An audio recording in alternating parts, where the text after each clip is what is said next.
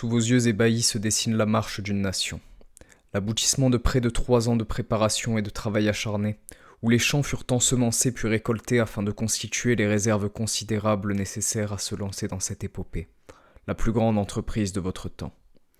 Une longue file de chariots, de porteurs et de bêtes de somme transporte les vivres, les tentes, l'équipement et les armes nécessaires au voyage d'un peuple entier sur des centaines de kilomètres.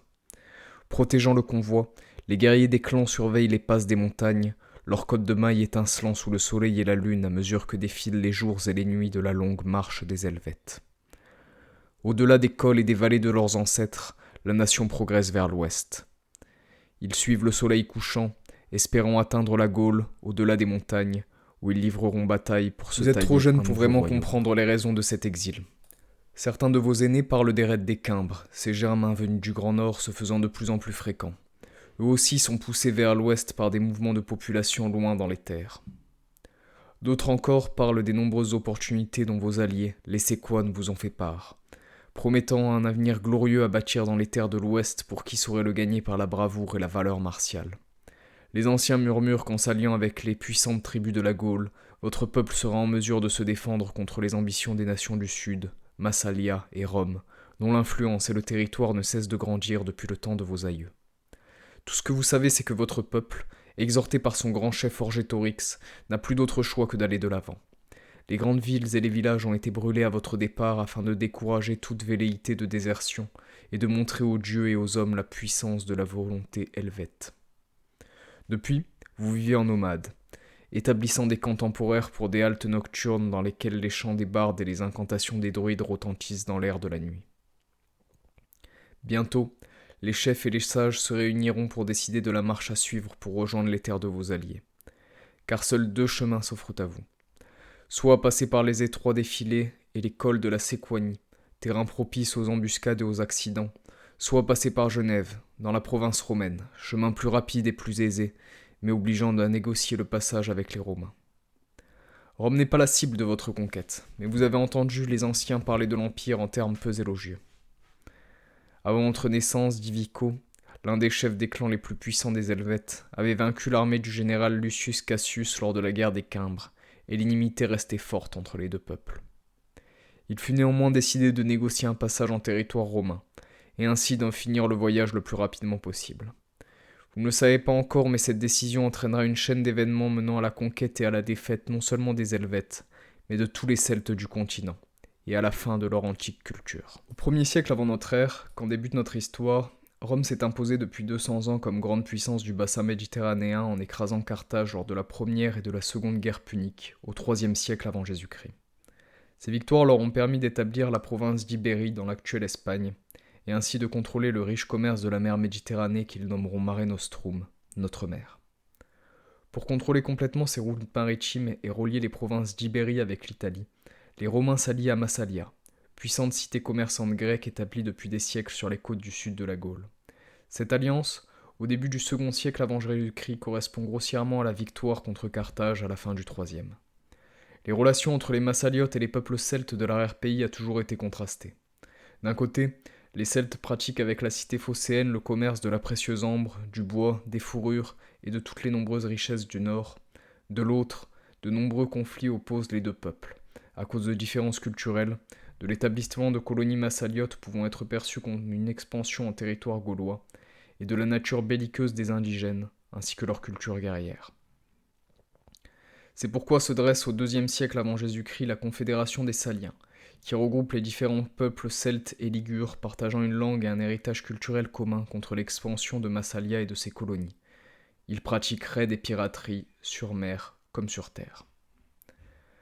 Afin de protéger leurs alliés grecs et d'établir une province qui étendra l'influence romaine autour de la Méditerranée, les légions de Rome envahissent l'arrière-pays massaliote sous Sextus Calvinus entre 125 et 122 avant notre ère, date où est construite la ville de Aquae Sixte, Aix-en-Provence. Depuis, les Romains sont établis dans la région, construisant la ville de Narbonne et établissant la Gaule narbonnaise comme province. Les peuples vaincus s'intégreront peu à peu à la République et seront les premiers à perdre leur identité celte au profit de la citoyenneté romaine. Ainsi, au 1er siècle avant Jésus-Christ, lorsque commence le long exil des Helvètes, Ils sont frontaliers du monde romain. Et ces derniers ont commencé à tisser en Gaule des réseaux d'alliances et de commerce qui leur donneront l'opportunité de s'immiscer dans les affaires gauloises et de dresser les tribus les unes contre les autres. Lorsqu'un proconsul ambitieux du nom de Jules César a vendu du projet helvète, il se précipite à Genève à la tête de la 10e Légion. Cette migration, qu'il peut présenter au Sénat comme une tentative d'invasion des peuples gaulois alliés de Rome, lui fournirait un prétexte parfait. Prétexte lui permettant de se lancer dans une campagne de pacification d'envergure. Auréolé de la gloire de ses victoires, il pourrait rentrer à Rome en héros et atteindre un pouvoir sans précédent. Pour cela, il appelle en toute hâte les légions d'Aquilée et de la Gaule cisalpine.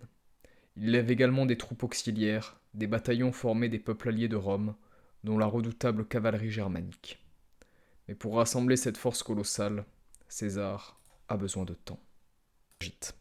Depuis le retour des émissaires, les chefs ne savent que penser de ce Romain qui, dans son arrogance, les fait patienter tels des larbins. Certains parlent d'un piège ou de quelques fourberies se préparant dans le camp d'en face. Divico affirme que César les considère en ennemis malgré l'attitude pacifique des tribus, et qu'il les déteste pour la mort de l'un de ses parents éloignés lors de la guerre des Cimbres. Les ponts ont été détruits, interdisant le passage. Devant cette défiance, certains guerriers parmi les plus jeunes et les plus hardis se sont aventurés par des chemins de chèvre au-delà des frontières et ont trouvé les Romains retranchés dans des fortifications. Ils n'ont pas pu franchir les murs, malgré un assaut hardi. Les chefs les plus avisés, eux, ont envoyé un message aux alliés du peuple helvète, les Séquanes, demandant le passage. Quelques jours passent dans une ambiance électrique. La tension est palpable dans l'immense camp du peuple des montagnes. Enfin, un soir, à la tombée de la nuit, arrive un messager sur un cheval poussiéreux. Les clans se rassemblent pour écouter ces nouvelles. Épuisé mais joyeux, il transmet à la foule inquiète la réponse des Séquanes. Les Helvètes pourront passer par leur territoire. Mais le messager annonce également une funeste nouvelle. Les Édouins, voisins des Séquanes avec lesquels on devait s'allier afin de fonder en Gaule un nouveau royaume, se retirent de l'alliance sacrée.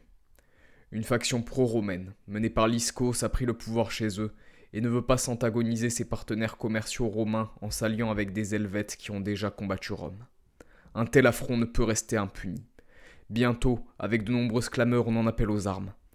Une alliance brisée est une insulte aux hommes et au dieu Loug qui veille sur les accords et les serments.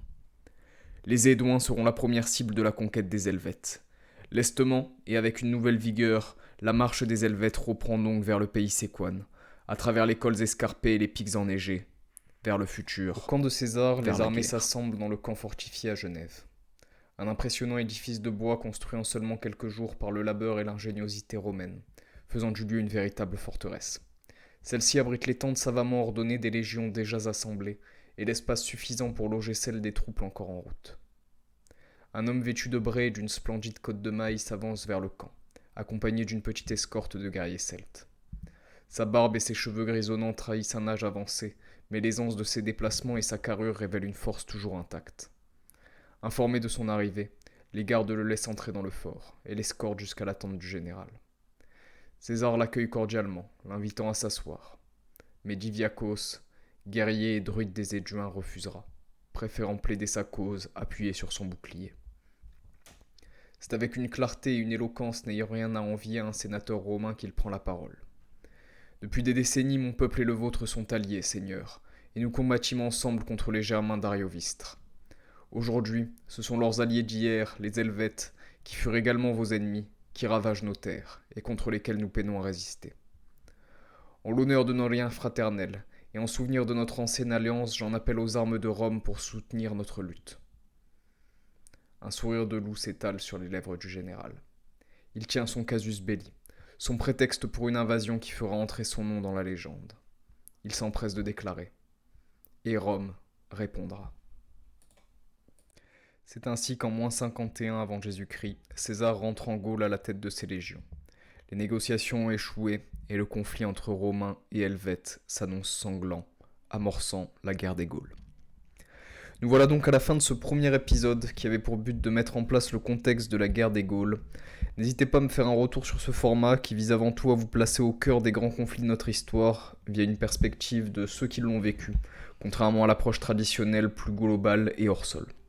N'oubliez pas de liker et de partager un maximum cette vidéo afin de complaire aux dieux de l'algorithme YouTube et de me faire part en commentaire d'autres périodes ou événements historiques que vous aimeriez me voir couvrir dans de prochaines vidéos.